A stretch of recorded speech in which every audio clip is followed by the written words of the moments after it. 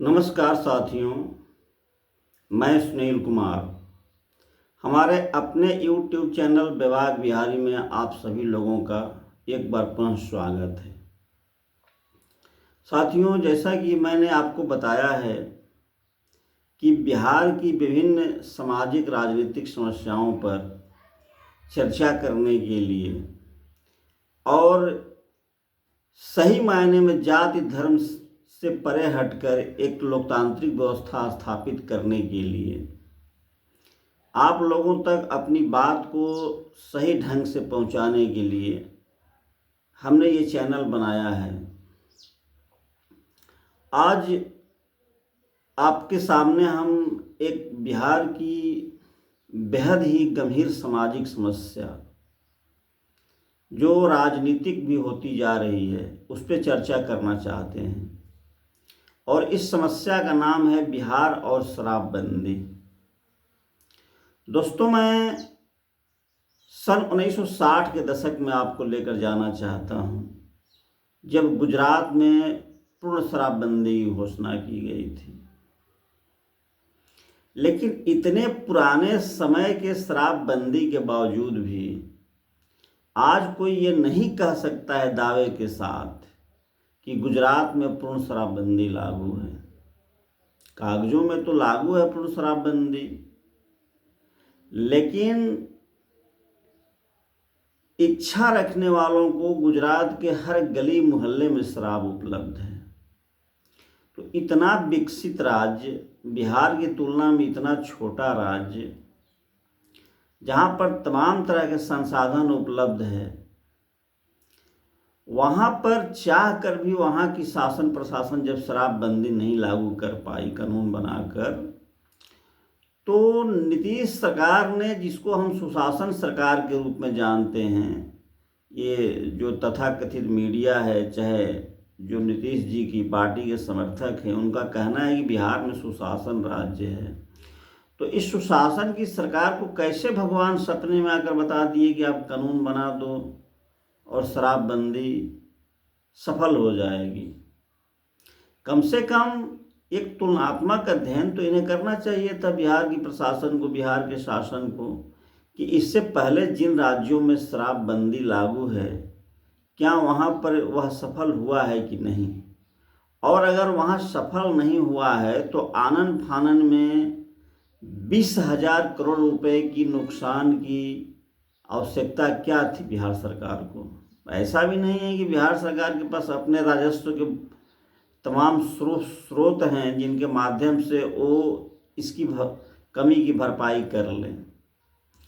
वैसे में प्रश्न उठता है कि ये तुगलकी फरमान क्यों जारी किया गया और इसके क्या फायदे हुए, क्या नुकसान हुए। फायदे क्या हुए वो तो बिहार की जनता अच्छी तरह से जानती है, नुकसान मैं आपको बता रहा हूँ।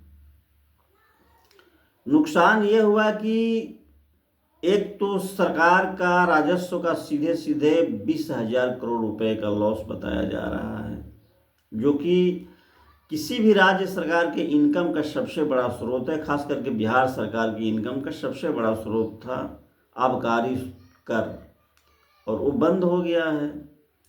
दूसरा नुकसान ये हुआ है कि इसको इम्प्लीमेंट कराने में हमारे पुलिस और प्रशासन के लोगों का जो सहयोग लिया जा रहा है उस पर एक अलग से खर्च। तीसरा नुकसान ये हुआ है कि एक समानांतर ब्लैक अर्थव्यवस्था बिहार में संचालित हो रही है इस शराबबंदी के द्वारा। अब ऐसे में प्रश्न यह उठता है कि सरकार समीक्षा क्यों नहीं कर रही है। सरकार समीक्षा इसलिए नहीं कर रही है कि अब उस सुने होंगे आप लोग ये कहावत, भयगति सांप छुछुंदर मेरी, उगलत बने न लीलत घनेरी।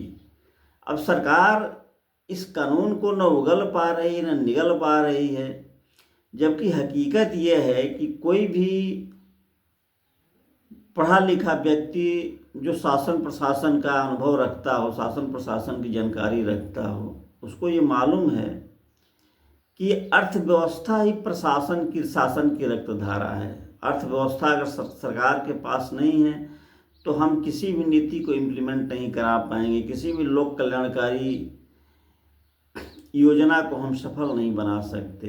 अब ऐसे में 20,000 करोड़ रुपए लॉस करने का क्या फायदा है।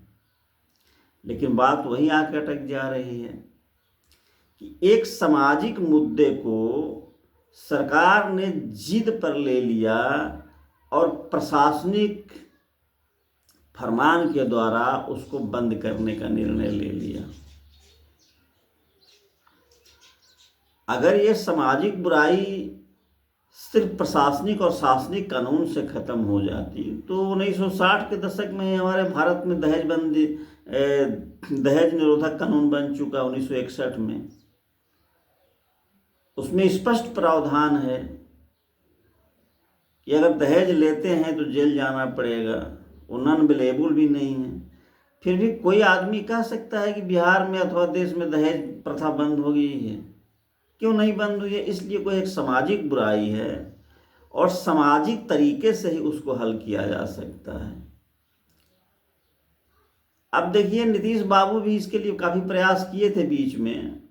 जहाँ भी दहेज रहित शादियाँ होती थीं, कई एक शादियों को प्रोत्साहित करने के लिए सामाजिक रूप से वो उन शादियों में शामिल हुए।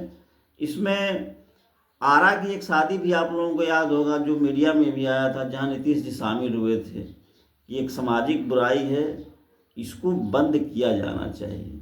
तो क्या यही काम बिहार के शासन को शराबबंदी के लिए नहीं यही अभियान चलाना चाहिए था, यही मूवमेंट चलाना चाहिए था कि सामाजिक स्तर पर इसका बहिष्कार किया जाए। जब समानांतर ब्लैक अर्थव्यवस्था चल रही है, डायरेक्ट राजस्व का लॉस हो रहा है, प्रशासन हमारा उसी में उलझा हुआ है, जिसकी वजह से कानून व्यवस्था का भी लॉस हो रहा है। अब ऐसे में जबरदस्ती की तुकबंदी, जबरदस्ती की तुगलकबंदी, इसका क्या मतलब है?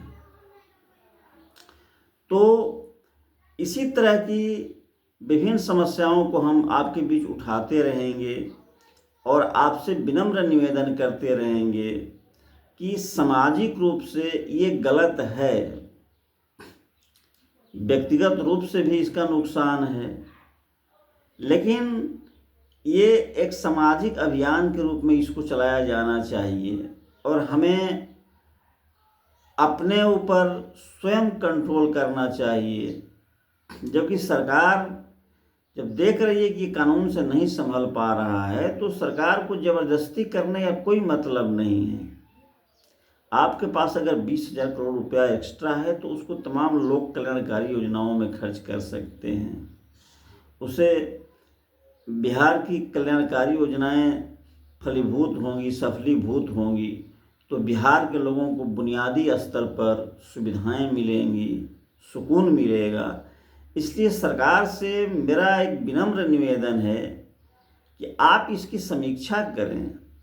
कोई भी व्यक्ति शराब पीने के समर्थन में नहीं खड़ा हो सकता है, लेकिन किसी भी चीज़ को दूर करने का एक तरीका होता है। जो चीज़ सामाजिक आंदोलन से ख़त्म हो सकता है, सामाजिक जागरूकता से ख़त्म हो सकता है, उसको कानून बनाकर ख़त्म करने के लिए सोचना काफ़ी नहीं है।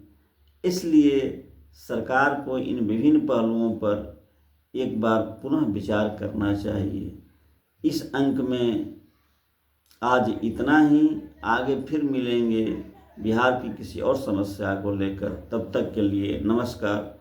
दोस्तों, आप हमारे चैनल को लाइक करें, सब्सक्राइब करें और हमारे विचार आपको अच्छे लगते हों तो आप इसे शेयर करें ताकि हमारा भी मनोबल बना रहे और बिहार के लोगों तक सही सूचनाएं, तार्किक सूचनाएं पहुंचती रहे ताकि वो अपने बिहार के हित के संदर्भ में, बिहार के भविष्य के संदर्भ में कोई अच्छा निर्णय ले सकें। नमस्कार, धन्यवाद।